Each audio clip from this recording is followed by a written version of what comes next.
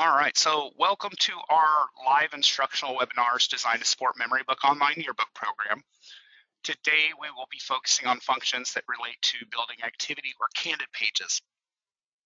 Specifically, we will be reviewing page bleeds and margins, the toolbar, design functions, templates, possible click and go templates and custom templates, and going over themes and theme backgrounds. So this webinar will be approximately 45 minutes, could go just a little bit longer, like I said. So we're gonna get started. So where I'm at in the program right now, I'm already just on one of our design pages here in the page designer. And the first thing we're gonna go and cover is bleeds and margins. So when we're talking in terms of printing, what does bleed mean in terms of printing? Well, bleed just means it's full color printing that it goes or extends beyond the edge of the page. Ideally, why you want to have bleed on your pages is that way when they go to get trimmed, that full color all the way out past the red line that we have here on our pages. This is our estimated trim line. And so when our pages go to get trimmed, why it's especially important to have stuff going all the way out is when it does get trimmed, you'll still have that nice full color all the way to the edge of the page, and it's not going to leave any kind of unsightly kind of like paper edging that you would see there. Now this red line here is our estimated trim line. Why we say estimated is in actual production, there could be up to 1/8 inch variance there.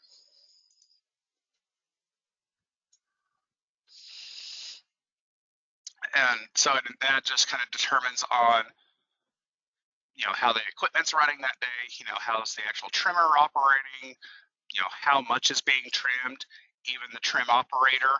So it's just a combination of those little variables why it could be up to 1/8 inch kind of plus or minus on that line. So that's kind of why it's important to have full bleed. And that way when it does get trimmed, you won't have any kind of unsightly kind of white paper edging that's there. Coming in on the page that we have here, this blue line, this is your inside page margins. This is your safe area. This is where you want to keep all your important text and photos within. Also, when you're building, one thing you may notice is with any element or photo, if you take it between the blue and the red, it's going to force your element, or especially your photo or shape, to go one way or the other. So it's either going to force it all the way out, or if you bring it in, it's going to force it all the way to in. Program's not going to let you finally rest in anything between the blue and the red there. So either push it out. So really, ideally, you'll want your background going kind of all the way out there. Some tips when you're doing, like, if you decide, if you're just doing a collage page where you're just tossing a whole bunch of photos on, is to keep in mind the photos that you have and where the kind of the placement for those. Excuse me, sorry. So if a photo like this, to where the photo is actually kind of cropped right above this kiddo's head here,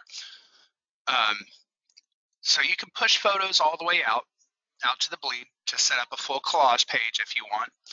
But just this again is keep in mind the photos that you're putting out to the edge.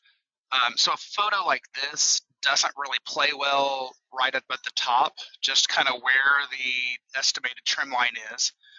If I bring down a guide from the ruler up above, what we can have here is, if there's a little bit of a variance, it can actually take off more of this kiddo's head here. So kind of watch, you're really looking to put the open areas of the photo into the areas where it's not going to be, what is trimmed isn't anything that's important.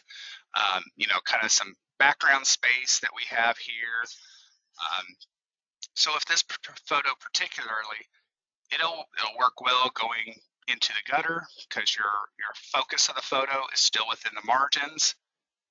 The same with this side, your focus is right here within the margins, so you don't have to worry about this little bit that's getting trimmed off here. This photo would work well down at the bottom of the page, going to the bottom bleed, just a little bit, some arms and all that. I mean, the focus is still right here. Where you really wouldn't want to put this photo, just if it's really cropped down to above someone's head, you really don't want to put a photo like this out to the top edge. That way you don't have to worry about even more of someone's face or anything important being trimmed off. So just wanted to go over that, just kind of get a feel for the margins, the trim line, and the area out to the bleed. And just when we talk about, are your backgrounds, do your backgrounds bleed or anything, that just means do they extend all the way off to the page? And again, that just makes for, when your pages get trimmed, a cleaner finished look that has full color out to the edge there. So let's take a look around at what our area here. I'm going to zoom in on the browser just a little bit so we can go over some menu items. All right, so just kind of going across just kind of what you have to work with as far as tools and that. Under File, this is where you're going to find Save. This is also your Save button that's right over here. If you need to save a layout as a template, you'll also go under File, Save as Template. We can save stuff as practice page. What practice pages are, they're exactly that. They're something where you can go and test, if you want to try, kind of a mock layout there and kind of try something. It doesn't affect what's on the actual yearbook pages. It's like its own separate page that you're practicing on. Those practice pages if let's say that you decide that you like what you've done on your practice page and you want to make it part of the book, it could be pulled over from the Designs tab and dropped on your pages just like any other template. We're also going to find page info here. If you need to do a proof PDF of your page, you'll go to View PDF. This is also a shortcut option that's right here up on the toolbar, Preview Page. We move over to Edit. This is where you're going to have your undo and redo, and we have quick shortcuts for those here as well. We also have our standard cut, copy, paste, and delete. Moving on down, this is change background. I'm going to click on it just for a little bit here. We have a backgrounds menu that will allow us to kind of choose which side we want to work with, if we want colors, or if we want to go out and choose either the theme or this way. And we're going to come back to this menu kind of closer near the end. But that's just wanted to show you that's how you'll bring it up, is just go to edit, change background. We'll bring that one up. We do have find and replace and spelling. So there are a couple of spelling options that are here. And I thought that, oh yeah, that's right here if it's lit up and has a text box, but there's a shortcut for that as well. Select options, if you want to select everything, let's say if you need to clear something off a page quickly, you want to grab everything, you do select all, that'll grab everything, and then you can delete it off there. Or if you just want to work with images, text boxes, shapes, incomplete elements, locked elements, stuff like that. So we have that select menu. Some more advanced stuff for like advisors, document preferences. So if you want to change the color of the grid lines on the page, change, grid line and this is half a pica compared to one pica. Column grids, you can also adjust these, adjust color. Notifications about adding templates on there. There's also a duplicate warning if you need to check that. So again, this is advisor access stuff here under document preferences. Under view, this is where we're going to hide or show the rulers, which I always keep them on. Hide the page margin. I always leave the page margin showing. That way you just know the safe area that you're working within. We have a zoom in, zoom out. Now there are zoom in, zoom out, and fit in window options here are actually just a quick actions that are also right here on the top toolbar in the upper right. We have a drop down to where we can do fit. So we want to fit the page in the area. Or that. Also, we have facing pages, which is viewing both of the page spread at the same time. Or if we want to do single page and just do work on one page, yep, we can do that. Now, one quick tip on those, for you advisors that have students working in the yearbook and you've gone through and set up staff logins and assigned them to pages. If there is only one student assigned to the whole spread, both facing pages, there's not anything really to work at. To worry about. One thing about our program, it doesn't like two different people working on the same spread at the same time. So if you happen to have, the left page assigned to one student, the right page assigned to another, what both of those students will need to do is go up to view and do single page. The reason that you would split them off to do their own single page like that, if it were still a spread, let's say that one person makes their changes and they go to save their page. Now, so when they save, they actually save the whole thing, and it's not going to honor the person on the left. It's not going to honor their progress at that time. They would need to save it as a template and then come back at a later time. Which is okay in some cases, but just ideally, if you have two students assigned to the same spread, just for a smoother flow of things, to make sure you don't have any save errors or anything come up like that, just have them go view and do single page, and that way when they're both on single page, whatever one person does on their page won't affect the other side, so they can then both save. It's just when one of it's left in the facing pages is where you can start to see those errors if one saves first. Okay, so moving on to, we ended up facing, so we're going to go under arrange. I'm going to add a few more items here to the page. So under arrange, we have stuff like lock and unlock, which is also up here. So if we want to lock elements down, we can lock it in place, just so it doesn't move around.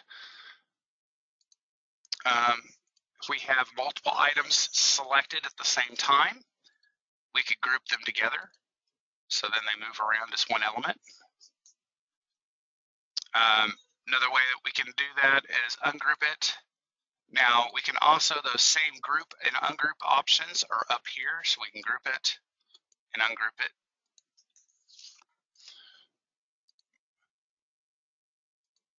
I'll change the colors on these just a little bit.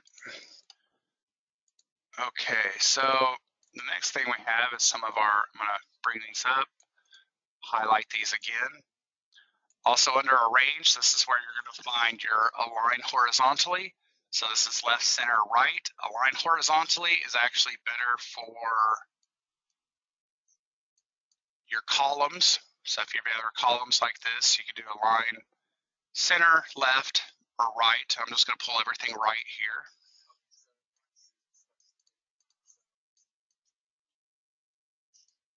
Highlight those again. Align vertically, this is going to be for your rows. If you ever need to align anything in a row, hit top there. Now arrange, this is where we're talking about the stacking order. So I can do arrange, I can do send to back. To where we do that, I can go over here, I can go to arrange, I can do bring to front and change that whole stacking order. Now the arrange tools, if I have all this highlighted, these 3 stacks of paper up here in the top corner.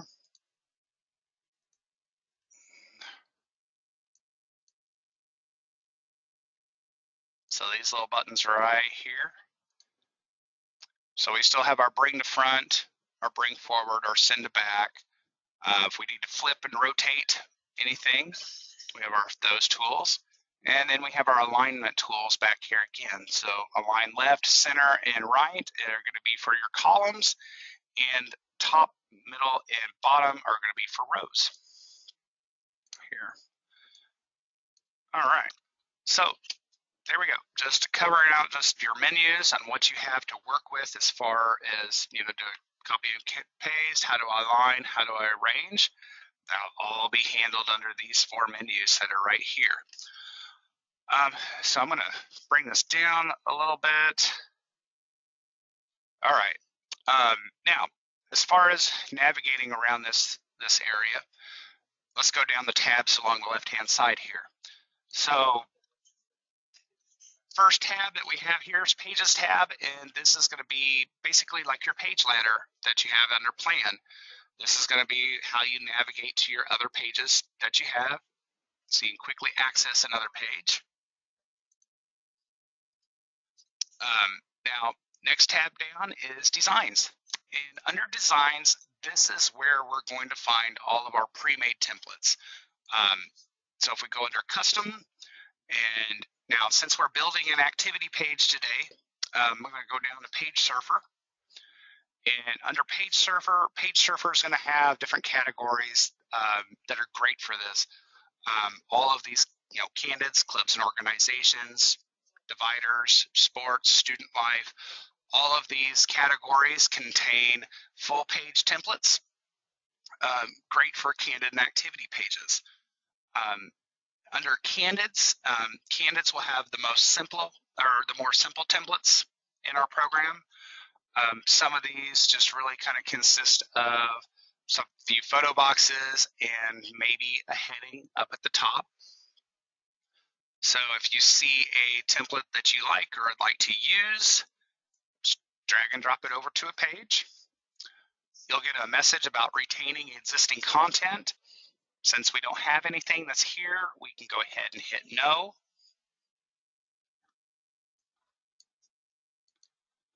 So we'll go ahead and apply it.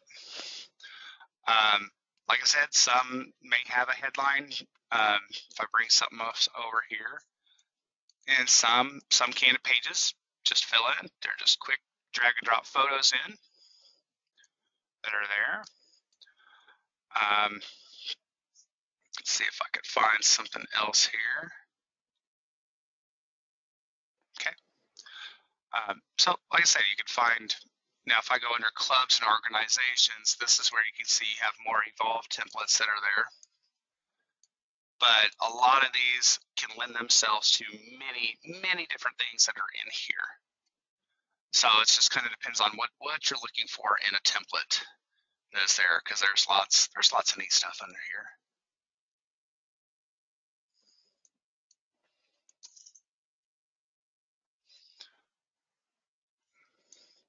Then we have some stuff for like candid or group pages where we do groups. Some different stuff like that. So lots and lots of neat stuff that's under here. Now, when picking some of these templates and going through, let's see if I can find one.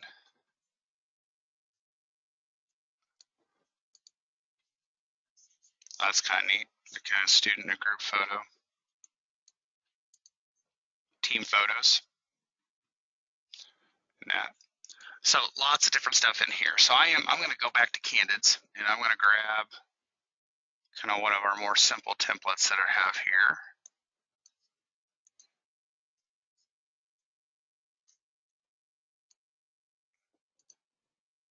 Okay, so I'm going to add this in here. Start this. I don't really need a lot of the lines.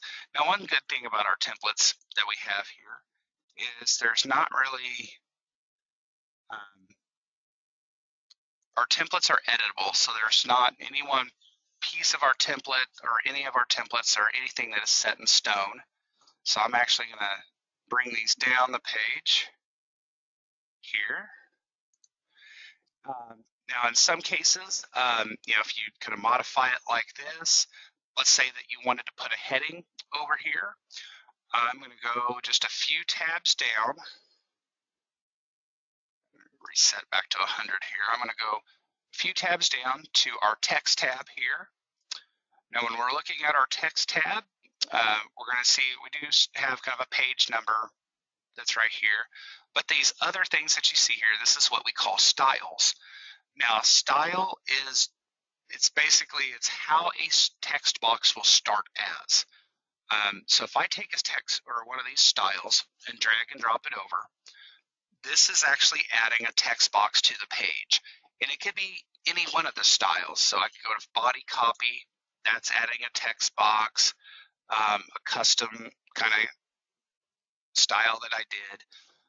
Now, so just dragging a style onto your page adds a text box.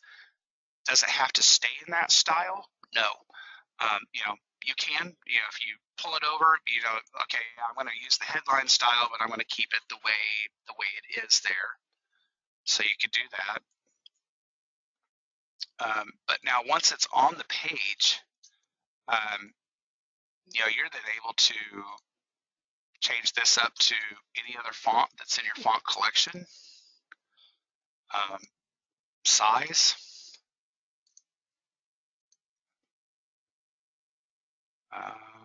Let's see, we can even change that font color if we wanted. Also, if the box here is selected, if I get this drop down, with a text box, not only can you change there's a stroke on the photo, there's a fill on the text. You can also work with the text box itself by doing a fill. I'll just go black. Select this again. I'm going to go click on text fill. And let's find a yellow. Different things I can do here is I can align that into the center. Now, one neat thing that you'll see here is depending on what you're working with on a page, when you select that element, you're then going to see it pop up in the toolbar that's just above. So this text box selected, I've got in this what we call the contextual toolbar. So here we have text selected, then in the toolbar that pops up above, we just have text editing options that are here. If I have a photo box selected, then I have different photo options. And we'll see some more here in a second once we start putting some photos in. Now I'm going to adjust this template on this side a little bit.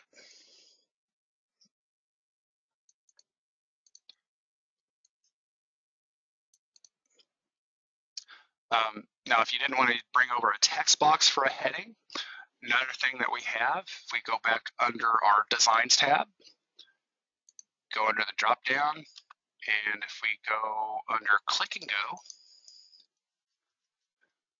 where I'm going to look at now, Click and Go. What Click and Go are? Click and Go templates are, they're not full page templates like you'd find under Page Surfer, but Click and Go templates are smaller grouping of elements that you can bring in to fill in areas of a template or a part of your design. And you can actually, if you want on some, you can actually build your own page out of these that are here. I'm just going to go under headline here just to show you some of those. So these are just, like I said, they're smaller little groupings. I'm just going to grab one here, drag and drop it over. So now that's the headline style that is placed here. So you can use that.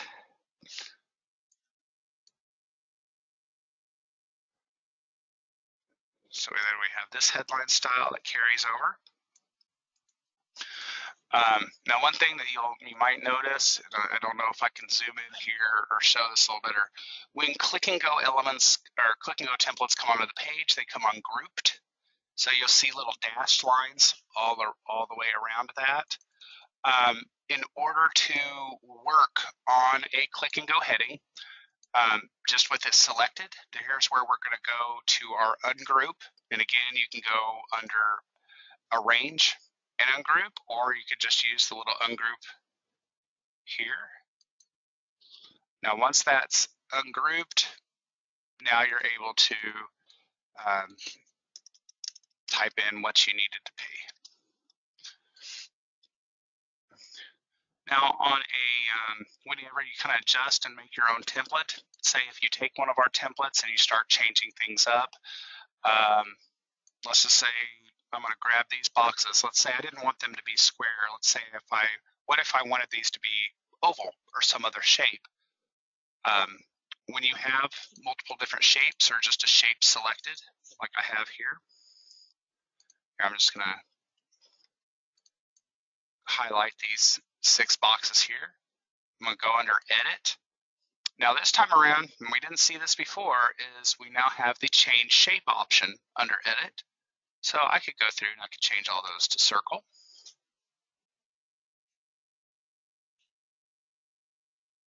But I'm going to take that back, and I'm actually going to make these down below circle. I think that might look a little better. There we go. So I like that. Let's say that would be something that I would like to use on multiple other pages. And like I said, this could be any one of those templates that we have in there. You can take pieces out, add pieces in, and make it uniquely yours. Then if you want to carry that to other pages, all you'd need to really do is go up to File, and we're going to save that as a template. You're going to select what side it needs to go on, left page or right page, give it a name,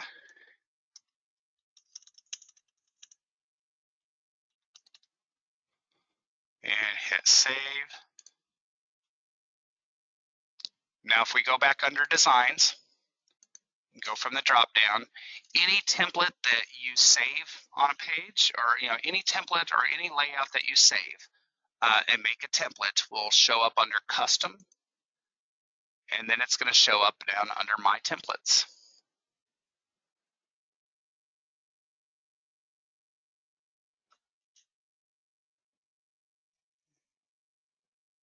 Oh, there it is. So then to take that to another page, that's simply just dragging and dropping it over to the next pages that you need to be on.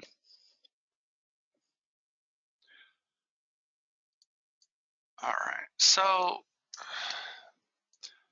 there's a little line there. Okay, so from here, once you have a layout on a page, you want to start plugging photos into it. I'm actually going to take the lines out of my template here. All right, so once you've uploaded your images, I'm going to go to the Images tab here. And here I'm going to go down to my candids that I have. You're just dragging and dropping it over to these spots that are here. So one thing you'll notice when I'm dragging these over, you'll see it'll either highlight green or it's going to highlight red. What that's telling you is if it highlights green, it's this photo has a size and resolution and it'll fit this box. If we bring it over, this is telling you that the photo is not large enough to fill this space. It could be a combination of maybe it doesn't meet the height, or maybe it doesn't meet the width, or maybe it's both of those dimensions. So if it's even missing just one, or all together, it's not going to fill that in. But if it highlights green and you let go over that box, it'll drop it right in. So green's going to be good. Red, not so much, and that even shows down here on these.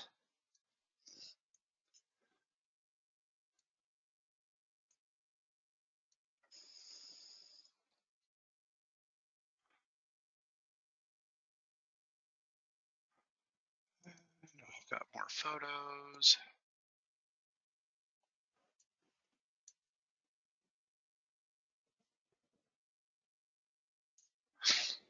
Drag and drop over a photo to replace it within a box there.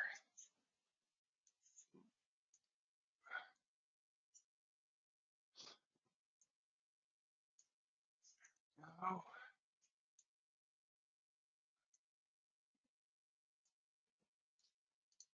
There we go. Okay. Now, one thing that you can, that you will notice if you do bring a small photo over, let me find that one that I had. That one, yeah, this one. So if you bring a photo over a photo box and it highlights red, but you still let go, program, it's not going into that box, but the program's going to make a new photo box. Basically, it's going to make a frame to put into it right then and there. And that's, so when it adds it on, it's just adding over top. If you go to stretch this image, you'll get the message that, you know, it's reached maximum size there to maintain print quality. So small photos, you know, if you can get larger copy, you know, if you run into that, you can get a larger copy. That's great. Just an idea to put out there, though, is if you get quite a few of these, they're good to tuck into spots, but they work really well on collage pages where, you know, let's say that you've got 20, 30 candids left and you're not sure what to do. Make a collage page. That way you can bring them onto the page, size them to your liking. You'll have some that'll be larger than others to fill in the space. Use these little ones just to kind of fill in the gaps there. But it's still a way to, you know, even though you got a small photo, it's still a way to kind of use it or get some use out of it. Let's see. Let's fill in. Let's see if I can fill in the rest here. Okay. So I've got this plugged in with pictures. So what are some other things we can do? Now with our photo box, let's say that, okay, I need to bring this down within our box here just a little bit. What we can do is double click on the photo. Now double clicking on the photo is going to bring up our crop action that is here. Another way to pull up the crop is if we just select the photo once. The crop option is also here in the top toolbar. Now from here, if we need to enlarge it, we can grab the little yellow handles and stretch that image out. Or if you just need to bring it down in the box, just grab in the middle here and kind of pull it down to where everything kind of can be shown.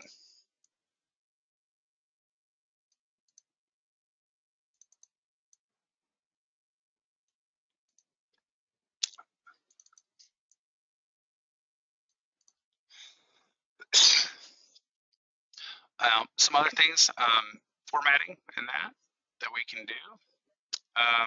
So if I select an image, again, in the top toolbar that pops above, you'll see the different photo editing options we can do.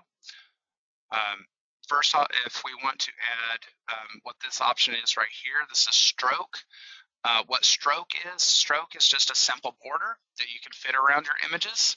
So I go down here, you know, if I'm going to select a size, but the higher the point, the larger the stroke is going to be there on your photo. So 1's pretty narrow, but if we go all the way up to, let's say 9, pretty thick stroke that's around there. So I'm just going to back that off to 2. Some other things that we can do here, if I go to Format and Effects, if I wanted to round the corners of that photo, I could do that. Make something a little bit see-through, I could do that as well. Or if I just need to lighten a photo just a little bit, I can use the tint option, kind of lighten it up if I needed to.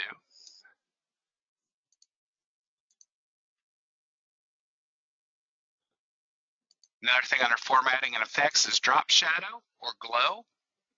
So if you do drop shadow, actually I'm going to bring this back to no transparency. So we got drop shadow, makes it look like it comes off the page just a little bit. Give it some depth, makes it look like it's coming up off the page. Another thing that we can do, glow, just basically glow is just a drop shadow that goes all the way around.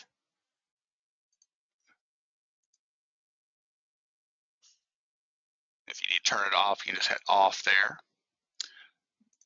Some other things, go for your photos, is Snap Edit. Now Snap Edit is advisor only. If I bring this up, what Snap Edit is the way, you know, you can make your images black and white. If you want to do sepia tone, you give it the old-timey kind of Western look, you do that. There's different overlays that you can use. I actually like using overlays in line with black and white. Um, if you just do an overlay, you're still seeing all the color and that coming through. Now, if I hit black and white and then do the overlay, it kind of creates just kind of a better look there for me. So you get the full overlay that's there. So after you make adjustments where they're, it's colorizing, brightness, contrast, saturation, what mask is if you need to take out parts of the photo. So if you need to take out the background, you can do, that's what this is for. So if you wanted to make some neat kind of looking things here where it's just the student there standing there on the page by itself, you've got that. There's a couple different erasers that are in here. There's just a regular eraser that'll take everything. The smart eraser is looking for like a particular color that you picked in here. So if I clicked on this blue, it's looking for that blue or that tone all the way through there. So I might cancel that.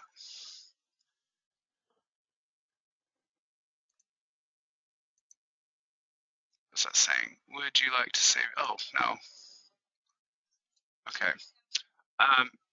Now, one thing about the snap edit, I'll put this over here. I'm going to do that, and I'm going to put the overlay back, and I'm going to hit save. Now, what the program is doing at this point is going to put that copy here on the page, but then your original is still, let's see, was this higher up or was this down? But it keeps a copy of both of them in here. And that must have been from the other folder, I bet. Yep, there's our copy. That's right there. So it keeps the original, but also makes a copy here for you. All right. So let's say that you got your photos filled in, you've done some effects, but now you want to kind of tie it in with a background, or maybe you've gone with a particular cover and you want to get that cover's background going into your book. Well, let's go over backgrounds that we have here.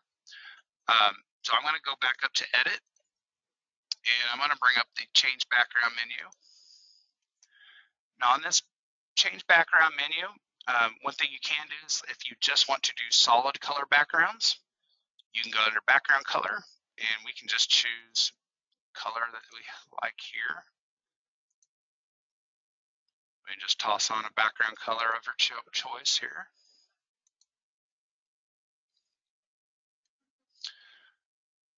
Now, and you'll have to do backgrounds kind of page by page. So whatever you do to one side, you'll go over to the other. Now, if you've done background colors or certain colors used on a page, they'll have those kind of used on a page, kind of a quick selection there for you. To get to the theme art, we're going to go under choose image here. Now, from the drop down, we're going to go under clip art, and then we're going to go under by cover. So if you picked, a lot of people are still using the cover branching out. So I'm just going to click branching out. It's one of our popular ones. As you're scrolling through, you're going to see this red box here. This is for the clip art that's in that folder, and the red box just letting you know it's not big enough to fill a page. If I scroll on down, here we start getting the backgrounds that go with that. So I'm going to pick that. I'm going to just select one, hit select. Oop, I had the right page selected. I need to do that again.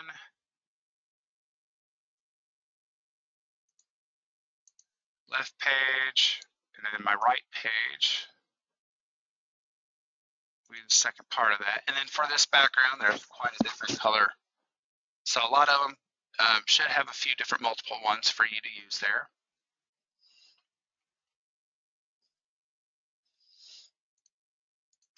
Hit select.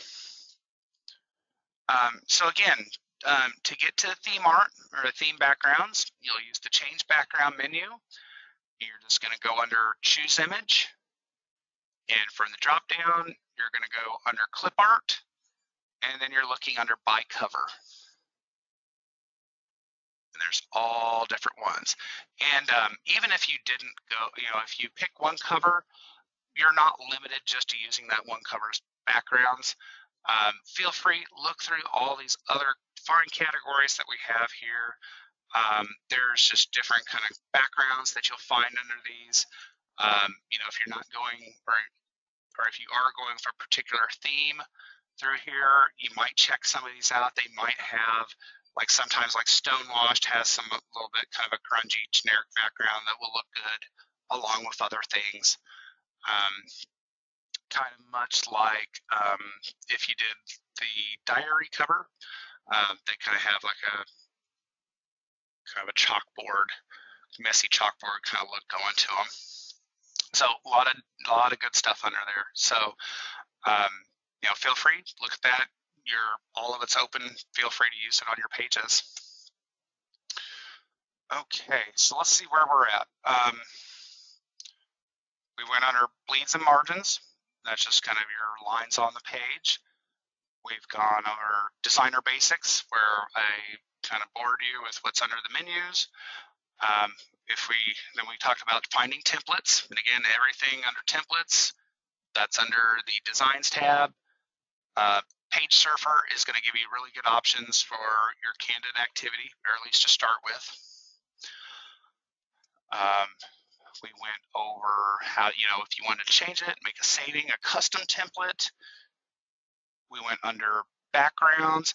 Now, there are, speaking of backgrounds, there are just, if you're looking for clip art or adding just plain generic backgrounds to your page, here is where you can go under the art tab.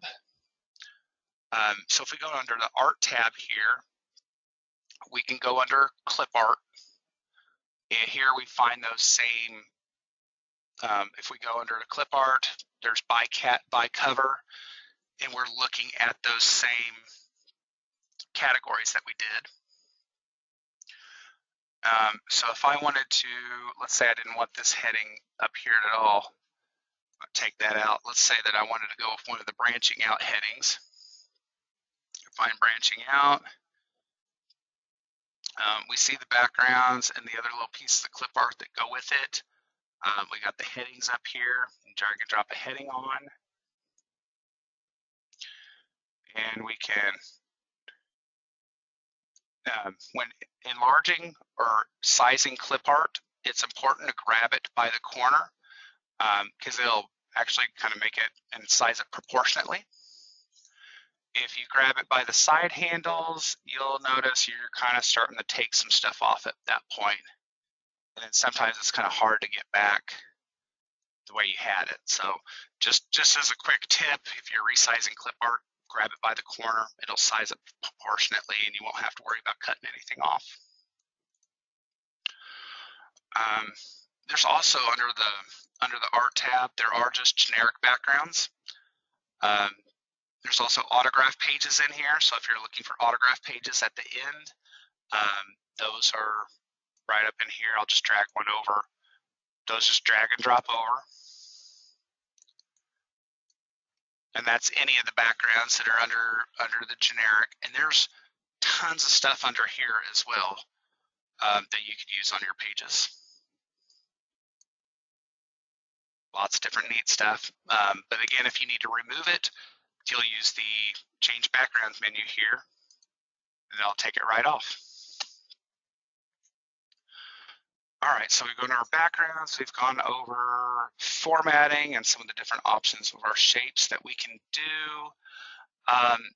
The last thing I really have on the agenda here is just when you're working on your pages, make sure to save frequently. After you do 2 or 3 things, go ahead and hit save. One thing the program has going for it is advisors have access to a history tab that's over here. So if in the event you need to recover anything, like maybe you started working on a page today, you did a few things to it, some more that night, but then the next day, let's say you started working on some stuff, and you're like, you know what, I kind of want to take the page back to where it was um, earlier, before we really got started. How can I get back to where we were? As long as you're saving your changes, and if I go to page 60 here, so as long as we're saving our changes, the history tab is going to keep track of where we're at here. So if we need to go back to an earlier point in time, we can find that part in history and drag and drop it, put it back.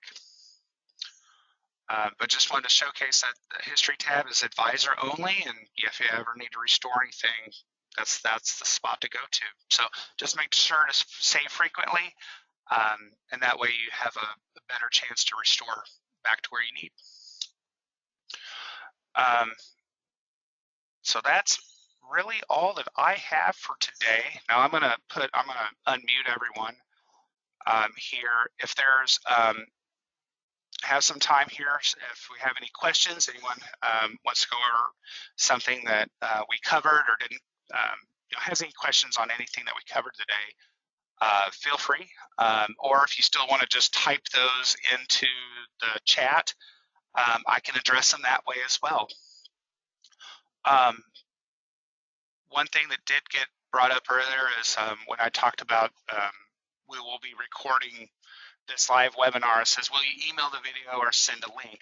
An email, once we get this posted, an email will go out later in the week to all that signed up that will have a link to that recording.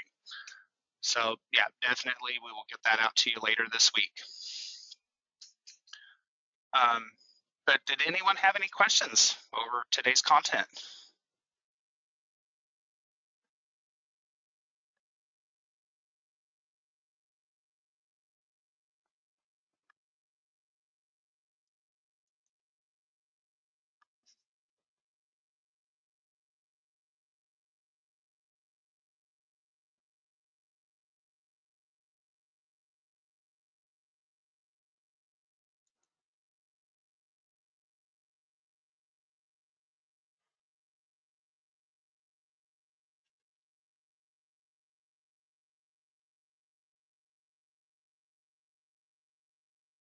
Okay.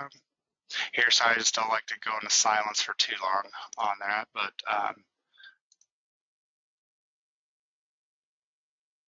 so feel free if you need to talk over me. It's all right.